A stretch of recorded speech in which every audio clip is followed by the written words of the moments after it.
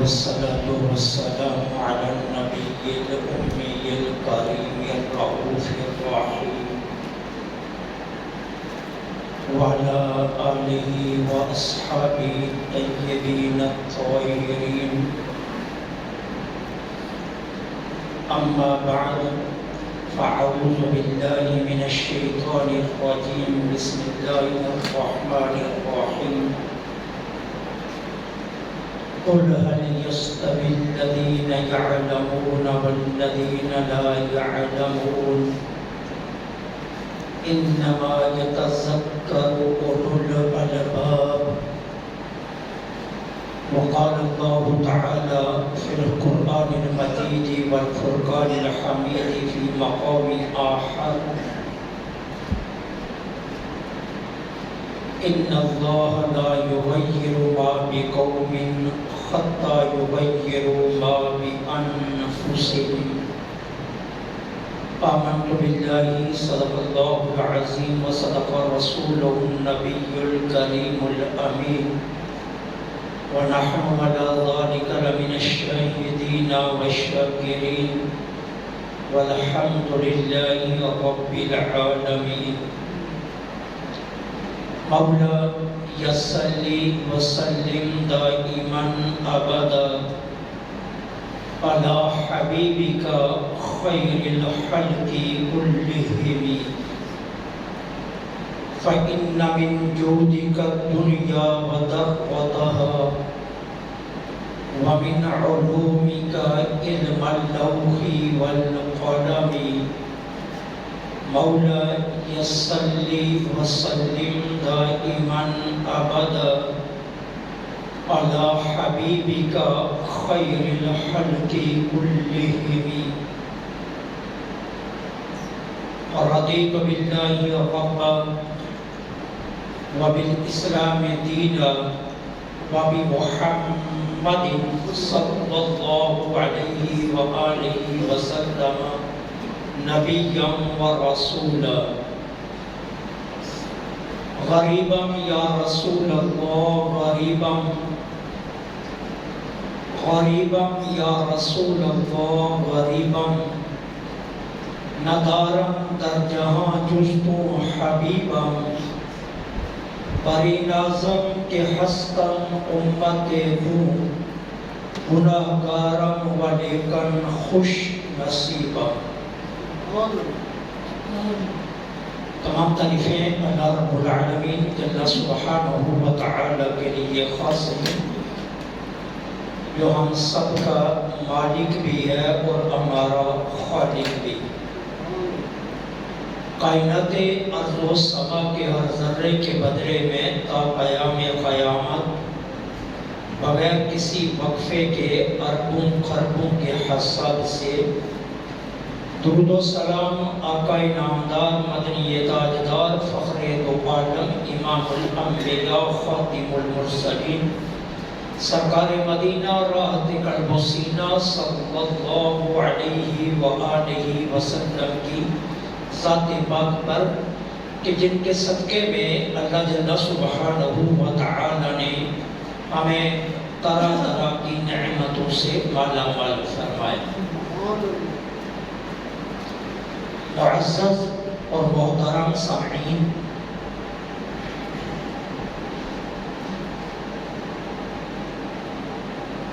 اسلام میں ادب کو بہت بڑی اہمیت حاصل ہے.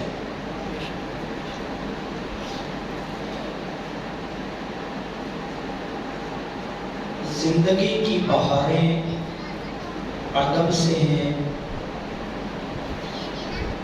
معاشرے کا قیام ادب سے ہے، رشتوں کے تقدس ادب کے ذریعے ہیں،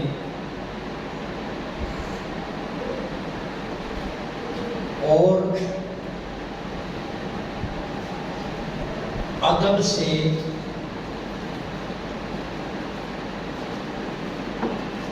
انسان کے اندر روحانیت پیدا ہوتی ہے.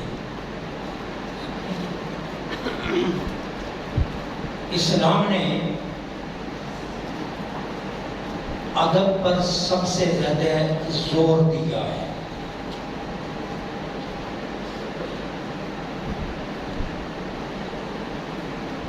یہاں تک کہ ذوات مقدسہ، شعائر اسلام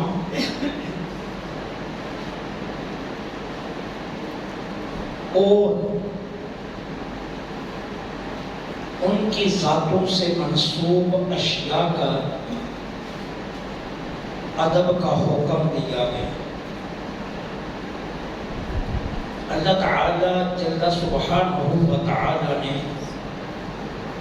اپنے محبوب کریم علیہ السلام کو خود آداب سکھائے اور پھر حضور نے اللہ جل سبحانہ و تعالی سے لیے ہوئے ادب کے قرینے اپنی امت کو عطا فرمائے. اور امت میں وہ خوش بخت خوش نصیب لوگ جنہوں نے اپنی زندگیاں ادب سے وابستہ رکھی،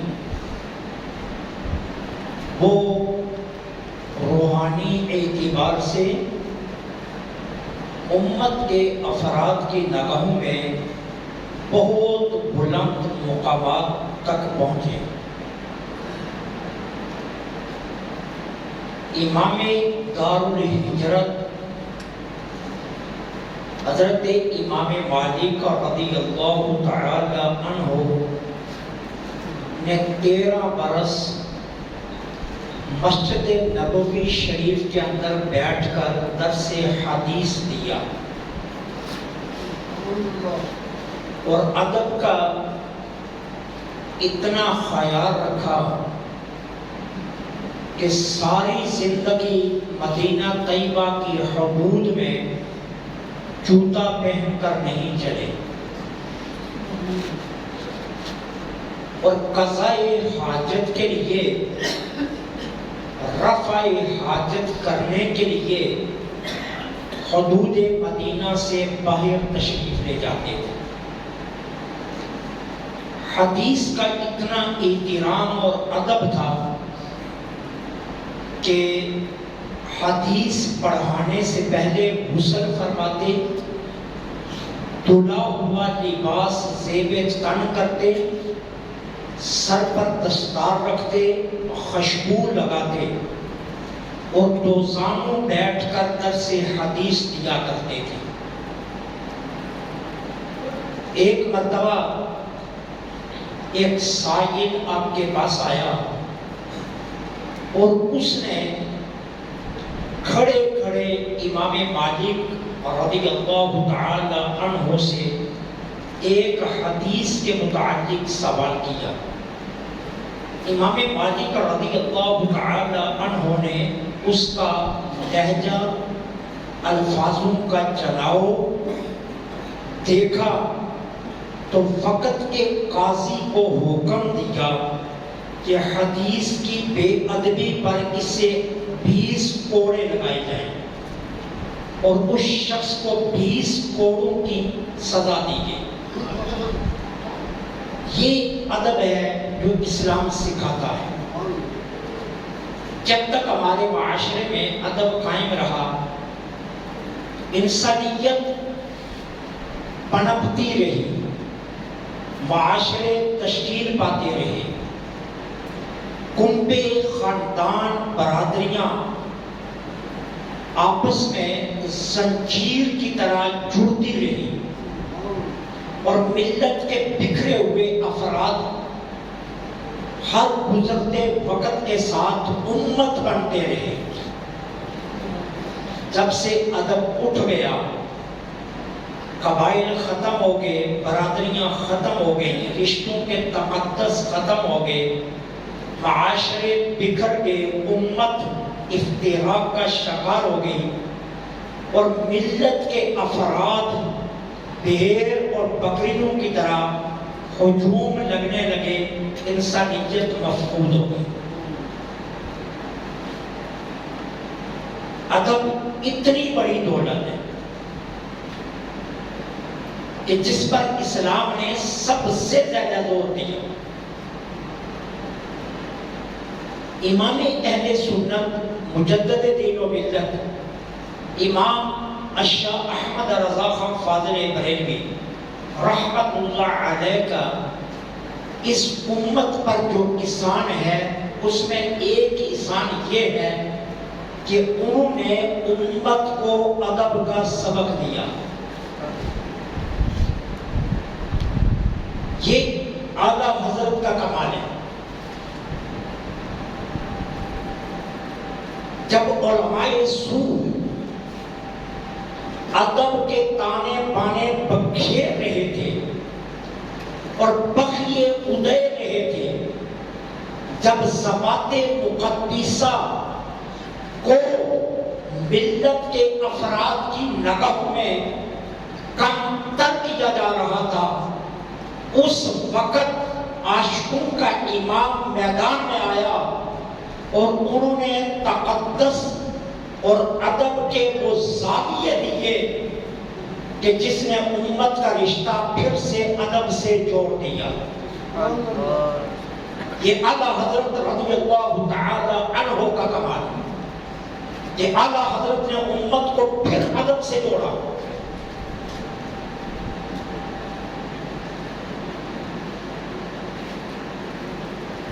تسمیہ شریف کا ترجمہ جان بوجھ کر یوں کیا گیا کہ شروع کرتا ہوں اللہ کے نام سے جو رحمان و رحیم ہے. اعلیٰ حضرت میدان میں آئے، کہا یہ ادب کے خلاف ہے. ذات باری تعالیٰ کے ادب پر ضرب آ رہی ہے. اللہ کے نام سے شروع نہیں ہو رہا، شروع کرتا ہوں اللہ کے نام سے ہو رہا ہے.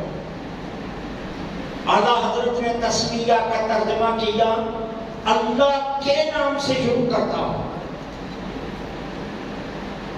بتایا کہ ادب کس کو کہتے ہیں، ذات باری تعالیٰ کا ادب ہے کیا.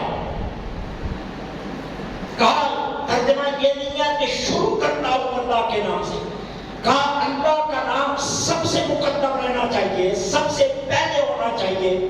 ترجمہ کیا اللہ کے نام سے شروع کرتا ہوں. بتایا کہ اللہ تعالیٰ کی ذات کا ادب کیا ہے. قرآن کریم میں اللہ جل سبحانہ و تعالیٰ جہاں بھی انبیاء کو خطاب فرماتا ہے وہاں تمام مترجمین اور مفسرین نے ترجمہ کیا آپ، اور اعلیٰ حضرت رضی اللہ تعالی عنہ نے ترجمہ کیا تم. لوگوں نے کہا اعلیٰ حضرت نے بے ادبی کی. اعلیٰ حضرت رضی اللہ تعالی عنہ نے جواب دیا کہ بے ادبی نہیں، یہ حقیقتاً ادب ہے. کیوں؟ اللہ تعالی اعلیٰ ہے اور انبیاء ادنا ہیں اللہ کی ذات کے مقابلے میں، اور جب اعلیٰ ادنا کو خطاب کرتا ہے تو پھر تم کا لفظ بولا جاتا ہے، اور جب ادنا اعلیٰ سے بات کرتا ہے تو پھر لفظ آپ آتا ہے. سبحان اللہ. اعلیٰ حضرت رضی اللہ تعالیٰ عنہ نے فرمایا کہ اگر ترجمہ آپ کیا جائے تو پھر اس کا مطلب یہ ہے کہ نبی کو اللہ سے بلند کیا جا رہا ہے.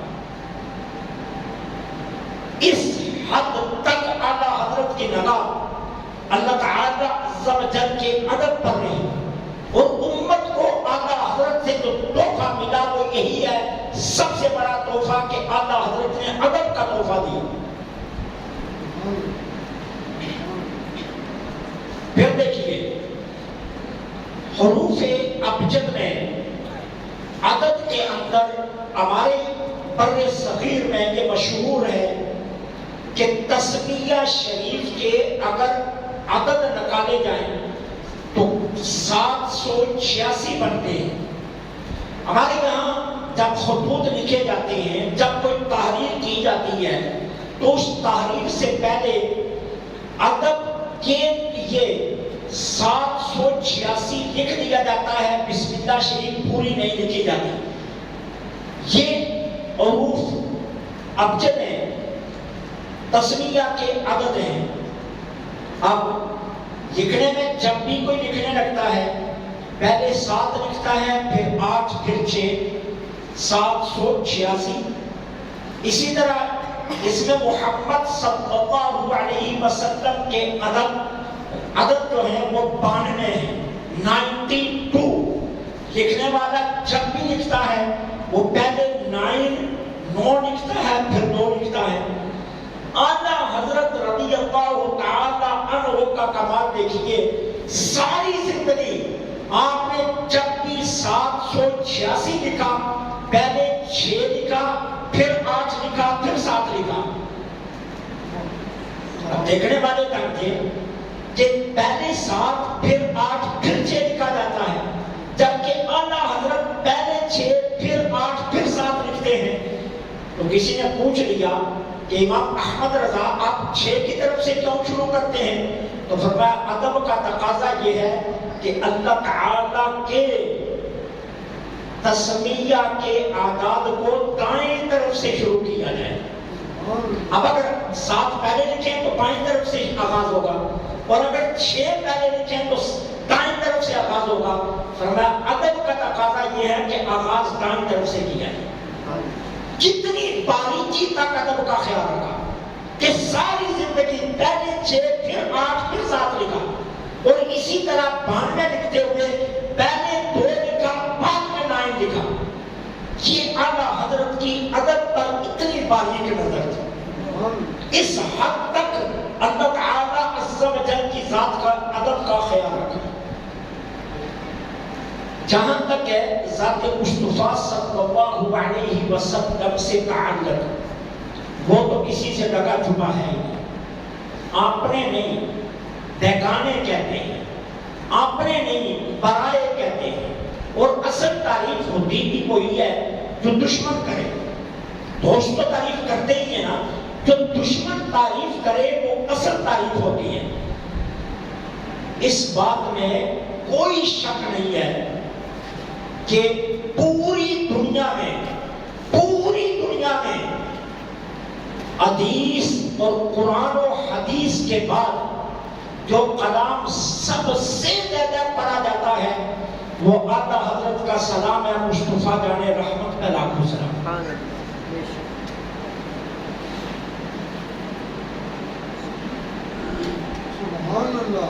یہ سب سے زیادہ دنیا میں پڑھا جانے والا سلام۔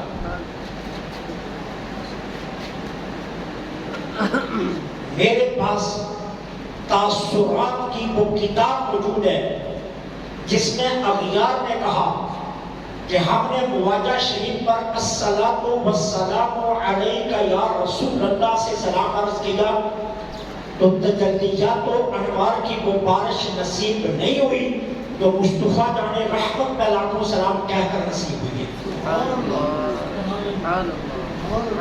یہ اعلیٰ حضرت کا سلام حضور کی بارگاہ میں اتنا مقبول ہوا، اتنا پسند ہوا کہ جو اس سلام کو پڑھتا ہے اسے انوار و تجلیات کی بارش فوراً اپنے قلب پر نازل ہوتی، محسوس ہوتی۔ یہ اعلیٰ حضرت کا حضور کی ذات سے رشتہ ہے۔ لیکن اعلیٰ حضرت رضی اللہ تعالیٰ عنہ نے حضور کی ذات سے ادب کا جو امت کا رشتہ جوڑا وہ اتنا گہرا جوڑا کہ ایک ایک چیز میں اعلیٰ حضرت رضی اللہ تعالیٰ عنہ نے ادب مصطفیٰ سکھایا۔ یہ کمال اعلیٰ حضرت کا۔ بہت شعراء ہوئے دنیا میں، بہت سے شعراء نے کلام لکھا، شاعر کے لیے سب سے مشکل کام ہوتا ہے کیوں اس نے قافیے ردیف کو دیکھنا ہوتا ہے، اس نے ہم وزن بحریں چھوڑنی ہوتی ہے، اور ہم وزن بحریں چھوڑتے ہوئے شعراء پھر ادب کا دامن چھوڑ دیتے ہیں۔ اعلیٰ حضرت رضی اللہ تعالی عنہ کے اندر کمال یہ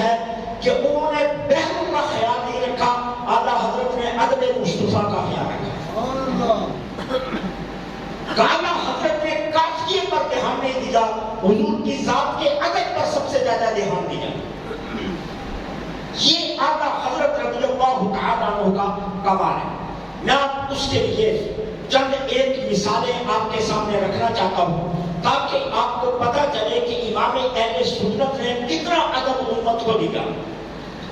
اب سرکار علیہ الصلوۃ والسلام کا شہر مدینہ ہے. اعلیٰ حضرت دیکھیے آداب مدینہ میں ایک شعر, چونکہ وقت قلیل ہوتا ہے یہاں تو پوری نعتیں ہیں اعلیٰ حضرت کی, لیکن میں ایک شعر عرض کروں گا. اب دیکھیے اعلیٰ حضرت آداب مدینہ میں کس انداز سے بولتے ہیں. فرماتے ہیں حرم کی زمین اور قدم رکھ کے چلنا, حرم کی زمین اور قدم رکھ کے چلنا, ارے سر کا موقع ہے اور جانے والے.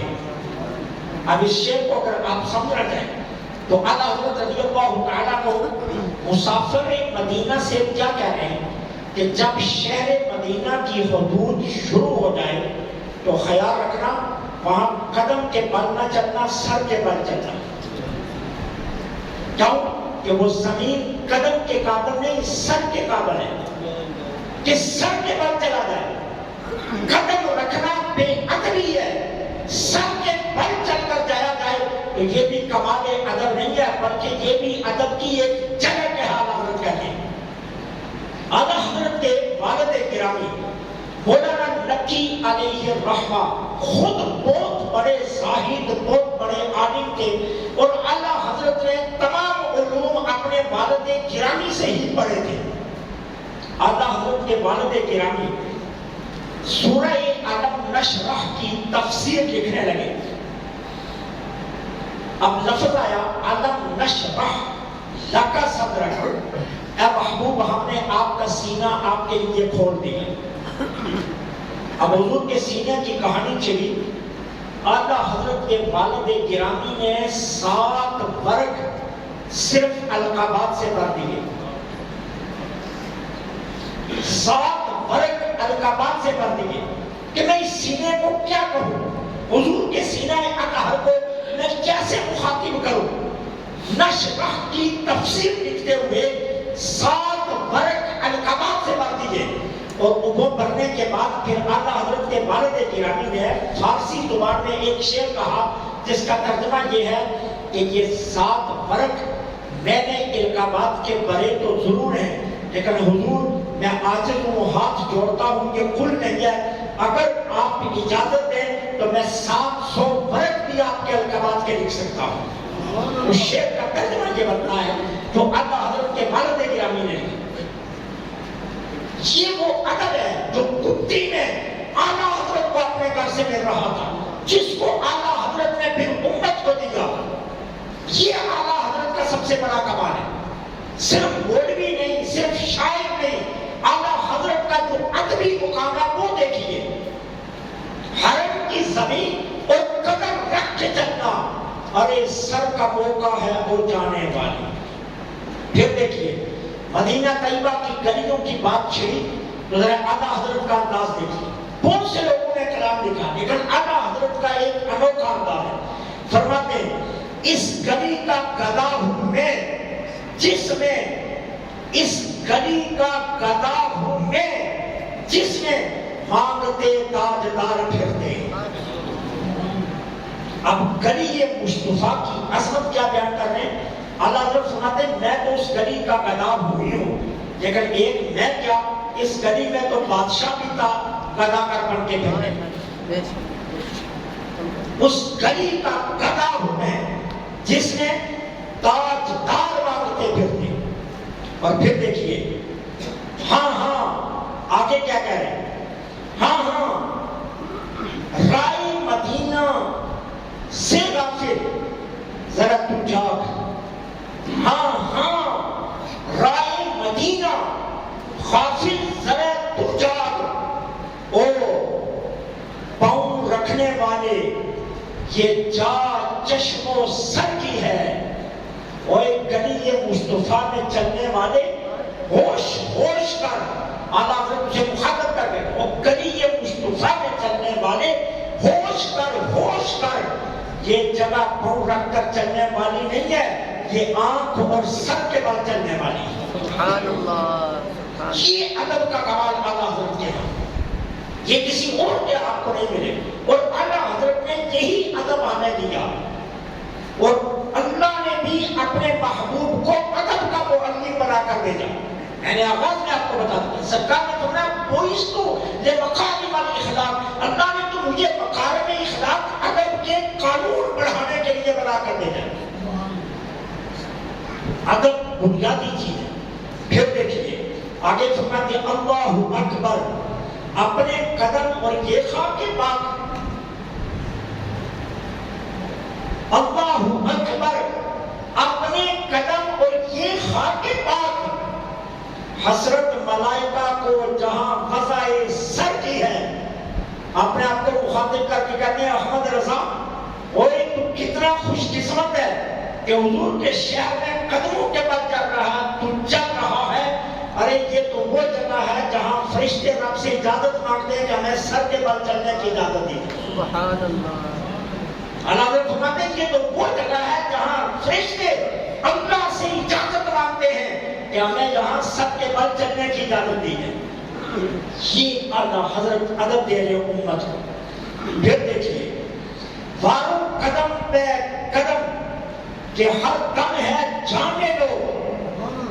وارو قدم قدم پہ کہ ہر دم ہے جانے لو. یہ راہ جان فضا میرے مولا کے در کی ہے. اعلیٰ حضرت فرماتے جو گلی حضور کے روضہ انور کی طرف جا رہی ہے جی چاہتا ہے کہ ہر قدم پر ایک ایک جان قربان کرتا جاؤں. ہر قدم پر ایک ایک جان قربان کرتا جاؤں. کیوں کہ سچ پوچھو کہ یہ میرے مولا کے در کی طرف جانے والا راستہ ہے. یہ امام اہل سنت ادب سکھا ہے. پھر دیکھیے میں نے پہلے کہا صرف ذات کا ادب نہیں ہے. حضور کی ذات سے جن چیزوں کا تعلق جڑ گیا اعلیٰ حضرت ان چیزوں کی نسبتوں کا بھی ادب بتاتے ہیں کہ نسبتوں کا بھی کتنا ادب ہے. اب گلی کا ادب آپ نے سن لیا. اب مدینے کی چڑیوں کا ادب اعلیٰ حضرت کر رہے ہیں. ذرا دیکھنا مدینے کی چڑیوں کے ادب میں اعلیٰ حضرت کہاں تک گئے. ہندی زبان کا یہ کلام ہے جو اعلیٰ حضرت نے ہندی زبان میں لکھا. فرماتے ہیں میں بہاروں چھنے من کا پنجرا بناؤں. میں بہاروں چھنے من کا پنجرا بناؤں. کہتے ہیں او مدینے کی چیزوں آؤ میں تمہاری بلائیں لوں. آؤ میں تمہاری بلائیں لوں. مدینے کی چڑیوں آؤ میں تمہاری بلائیں لوں. اور رہنے کے لیے میں کیا کروں اپنا جسم کو تمہارا پنجرا بناؤں. اپنا جسم تمہیں پنجرا بنا کر دوں کہ تم میرے جسم میں رہو. اور پھر آگے کہتے ہیں نیند کی رکھ دوں دو گڑیاں.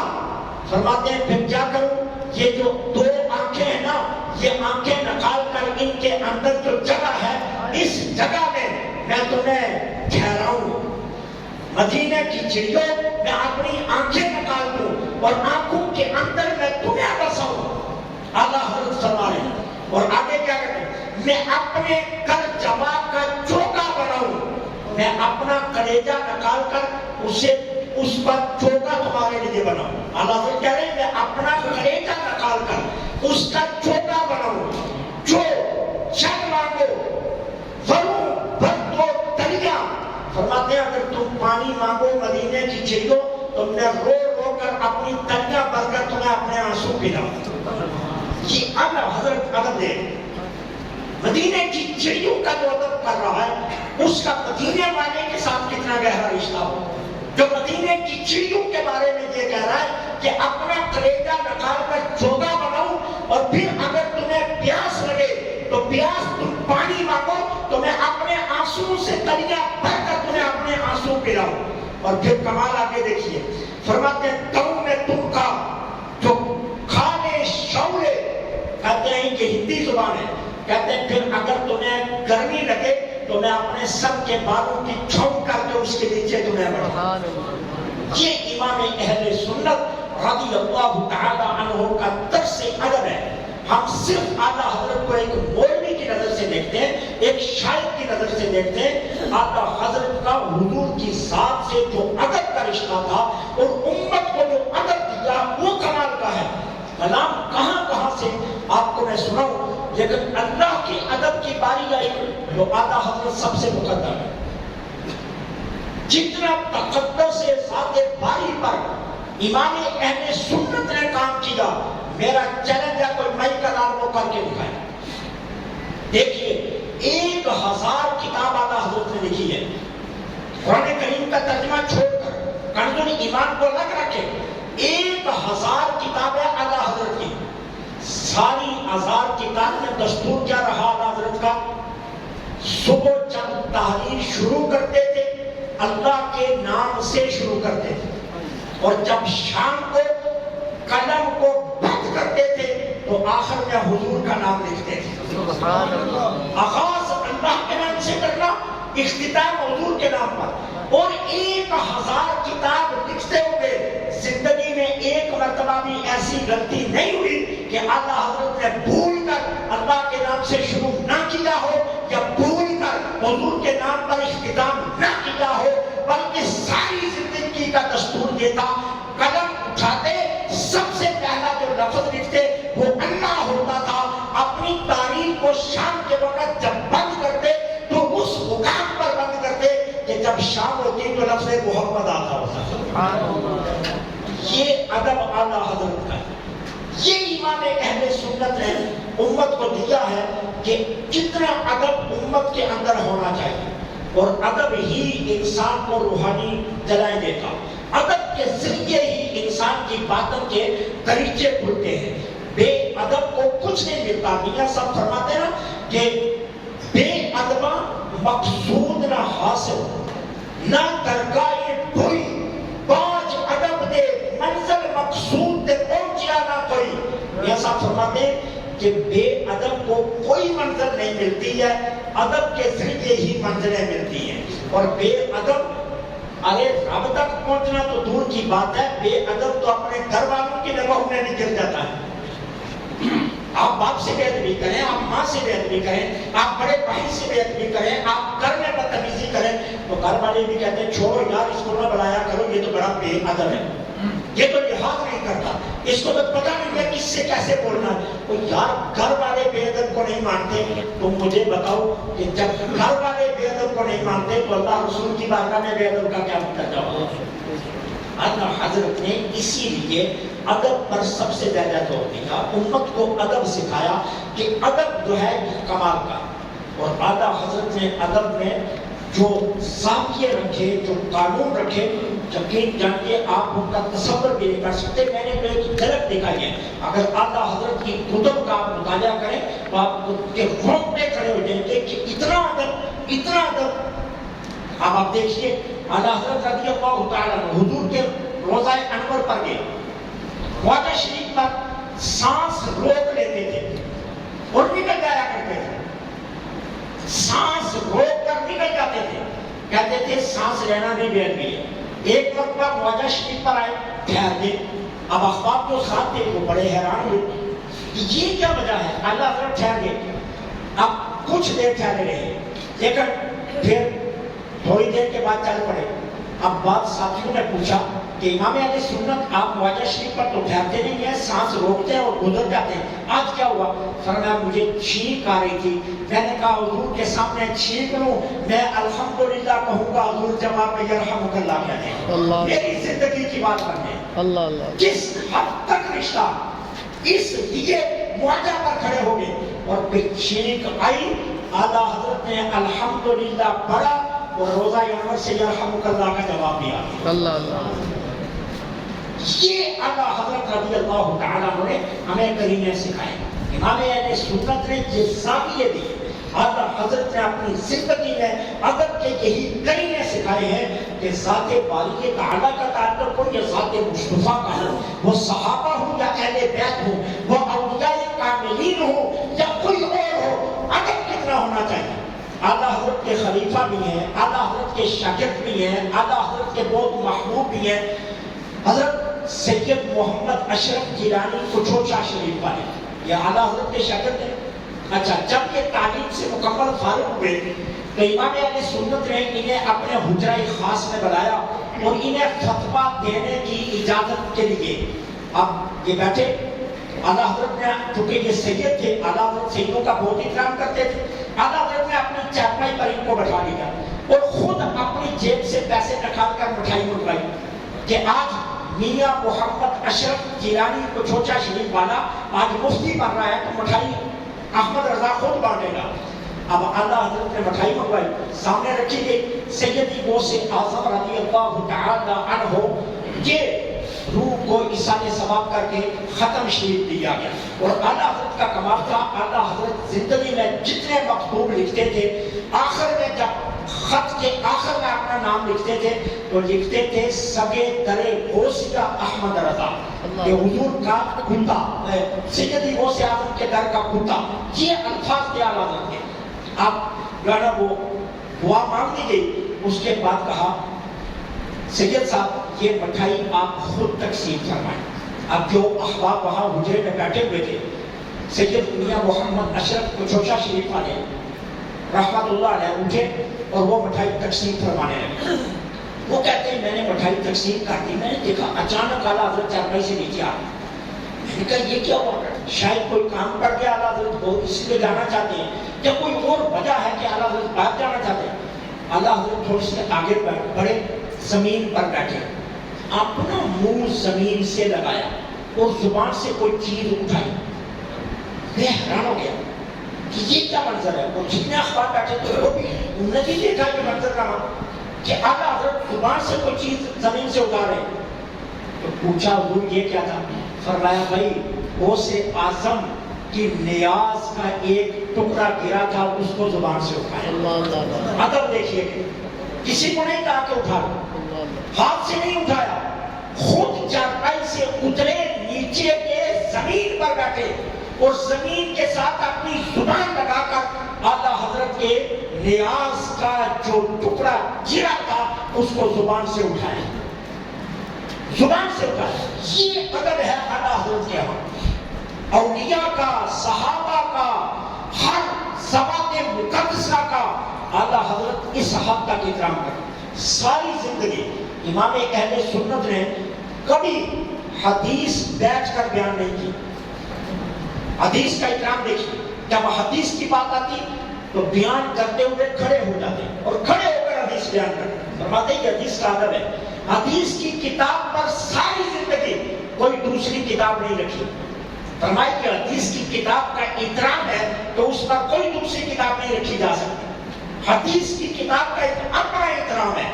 یہ اعلیٰ حضرت کے ہاں ادب کے یہ قرینے ہیں یہ زاویے ہیں جنہوں نے امام اہل سنت کو اس مقام پر پہنچا دیا تھا کہ اغیار بھی کہتے تھے کہ احمد رضا واقعہ ہی سچا عاشق رسول ہے. واقعہ ہی سچا عاشق رسول ہے. جب اعلیٰ حضرت کا وصال ہوا تو اس وقت مولانا اشرف علی تھانوی صاحب کلاس میں پڑھا رہے تھے. کسی نے آ کر بتایا احمد رضا صاحب کا وصال ہو گیا. تو کہتے ہیں مولانا اشرف علی تھانوی صاحب نے سبق بند کر دیا. سبق بند کر کے کہا احمد رضا کے لیے فاتحہ پڑھو. شاگردوں نے کہا وہ تو آپ کو کافر کہتے تھے وہ تو ساری زندگی آپ کے خلاف فتوے دیتے تھے وہ تو آپ کو بے ادب گستاخ کہتے تھے اور آپ کہہ رہے ہیں ان کے لیے فاتحہ پڑھو. تو مولانا اشرف علی تھانوی صاحب کی آنکھوں میں آنسو آئے اور کہا احمد رضا عشق مصطفیٰ کی اس منزل پر تھا اگر وہ ہمیں کافر نہ کہتا خود کافر ہو جاتا. یہ غیر کہہ رہے ہیں غیروں نے اعتراف کیا کہ احمد رضا عشق مصطفیٰ کی اس منزل پر بیٹھا ہوا تھا کہ اگر وہ ہمارے خلاف فتویٰ نہ دیتا تو اس کا اپنا ایمان خطرے میں تھا. تو یہ مقام کب ملتا ہے جب انسان کی زندگی اخلاص پر مبنی ہے.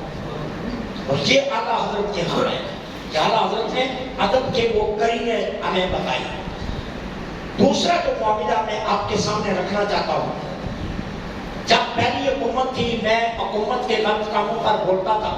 ہمارے کچھ نوجوانوں پہ اعتراض تھا کہ یہ حکومت کے خلاف بولتا ہے ہم اس کے ماننے والے ہیں ہم اس کے چہتے ہیں ہم ان کو بڑے ووٹر سپورٹر ہیں اور باہر پہ جا کر سڑکوں پر باتیں کرتے تھے اسے روکا جائے یہ کیوں بولتا ہے. کہیں ایسے بھی تھے جو دوسری مسجدوں میں جانے شروع ہو گئے. بھائی بات یہ ہے ہمارا تعلق کسی سے نہیں ہے، ہمارا تعلق ہے حق کے ساتھ، بس صرف ہمارا تعلق حق کے ساتھ، ہمارا کسی سے نہیں ہے، ہمارا کسی سے کوئی لینا دینا نہیں ہے، کسی کے ساتھ بھی، ہمارا تعلق ہے حق کے ساتھ۔ اور اگر آپ یہ کہتے ہیں ہم نہ حق بولیں تو پھر بتائیے حق کون بولیں گے؟ اگر ہم لوگ بھی حق نہ بولیں تو پھر حق کون بولیں گے؟ باطل بولنے والے تو ہر گلی میں بولتے ہیں، باطل کہنے والے تو ہر ڈھابے پر، ہر ہوٹل پر بیٹھے ہیں، باطل کہنے والے تو ہر سڑک میں کھڑے ہیں۔ وہ ایک ممبر ہی تو رہ گیا ہے کہ جہاں حق کی بات بلند آواز بلند ہوتی ہے۔ اگر آپ اس کا گلا بھی پہنچنا چاہتے ہیں تو پھر آپ اپنی خیر بنائیے۔ اب آپ کو سوچنا چاہیے۔ اب دیکھیے حق کی آواز کو آپ روکنا چاہتے ہیں نا، نتیجہ آپ کے سامنے آ گیا۔ آپ کی اسمبلی نے ٹرانسجینڈر بل پاس کیا ہے، پتہ؟ یہ بل آپ کی اسمبلی نے پاس کیا۔ اس کا مطلب کیا ہے؟ اس کا مطلب یہ ہے کہ جو لڑکا جب چاہے جا کر نادرا میں کہے میں لڑکی ہوں، نادرا والے اس سے کوئی میڈیکل نہیں مانگیں گے، کوئی دلیل نہیں مانگیں گے، کوئی ثبوت نہیں مانگیں گے، نادرا والے اسے لڑکی کا شناختی کارڈ بنا کر دے دیں۔ اب آپ ہماری آواز دبا دیں، کل دیکھنا آپ کے بیٹے بیٹیاں ہوں گی اور آپ کی بیٹیاں بیٹے ہوں گے۔ دبائیں حق کی آواز کو، پھر نتیجہ کیا آئے گا؟ اب یہ آپ کی اسمبلی نے یہ قانون پاس کیا اور یہ اقوام متحدہ کی جو اصلاحات ہیں نا، وہاں سے یہ اصلاحات لی گئی، وہاں سے اصلاحات لے کر یہ جنڈر بل پاس ہوا، ٹرانسجنڈر بل۔ اب اس کے کئی جو ہے نا وہ شکیں ہیں، میں ان شکوں کی طرف اس لیے نہیں جانا چاہتا کہ وقت قلیل ہے، پھر انشاءاللہ کبھی موقع ملا آپ کو تفصیل سمجھاؤں گا اس کی۔ لیکن سرے دست یہ کہتا ہوں کہ جن نے پاس کیا انہیں کچھ تو غیرت ہونی چاہیے، کچھ تو شرم ہونی چاہیے۔ اسلامی مملکت خدا داد پاکستان ہے، کم از کم اتنا حیا تو ہونا چاہیے کہ ہم کس ملک میں رہ رہے ہیں، یہ ملک کس نام پر بنا ہے، ہم یہاں کلمہ پڑھتے ہیں۔ یہ بل خنثوں کی حد تک تو درست ہے، کیوں کہ فقہ نے بھی کہا ہے کہ خنثوں کی 3 قسمیں ہیں، جن کو ہم اپنی پنجابی میں خسرا کہتے ہیں، خسرا اس کو خنثا کہا جاتا ہے۔ ان کی 3 قسمیں ہیں، ایک وہ ہے جس میں مرد کی علامات پائی جاتی ہے، ایک وہ ہے جس میں عورت کی علامات پائی جاتی ہے، ایک وہ ہے جو مشکل ہے جس میں آدھی عورت کی علامات ہیں آدھی مرد کی علامات ہیں۔ اب وہ جس میں آدھی آدھی پائی جاتی ہیں اس میں ہمارے فقہا نے بھی کہا، ہماری فقہ بھی یہی کہتی ہے کہ وہ جس طرف ڈکلیئر ہونا چاہے ہو سکتا ہے، وہ کہ میں لڑکی ہوں تو لڑکی مانا جائے گا، وہ کہ میں لڑکا ہوں تو لڑکا مانا جائے گا۔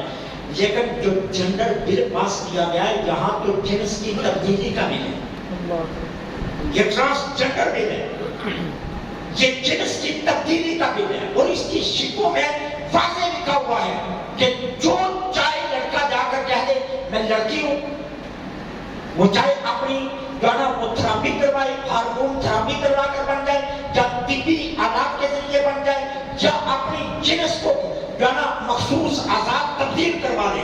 اب اگر مخصوص آزاد تبدیل کرواتا ہے تو اللہ قرآن میں کیا فرماتا ہے؟ لا تبدیل لخلق اللہ، اللہ کی خلقت کو ہرگز مت بدلنا۔ اور قرآن نے دوسری جگہ کہا جو اللہ کی خلقت کو تبدیل کرے گا اس پر اللہ کی بھی لعنت ہے اور اس کے رسول کی بھی لعنت ہے۔ یہ آیت کا ترجمہ ہے، یہ تخلیق کو تبدیل کرنے والی بات ہے۔ ہارمون تھراپی کے ذریعے جو طبی ذریعے سے آپ تخلیق یا جنس بدلتے ہیں، یہ گویا اس کا مطلب کیا کہ آپ اللہ کی خلقت کو بدل رہے ہیں، اور تخلیق خداوندی کو بدلنا یہ حرام ہے۔ قرآن نے لعنت بھیجی ہے اس پر، اور جن ملعونوں نے یہ بل پاس کیا ہے انہیں کوئی سمجھائے کہ ان پر اللہ کی بھی لعنت ہے اور رسول کی بھی لعنت ہے۔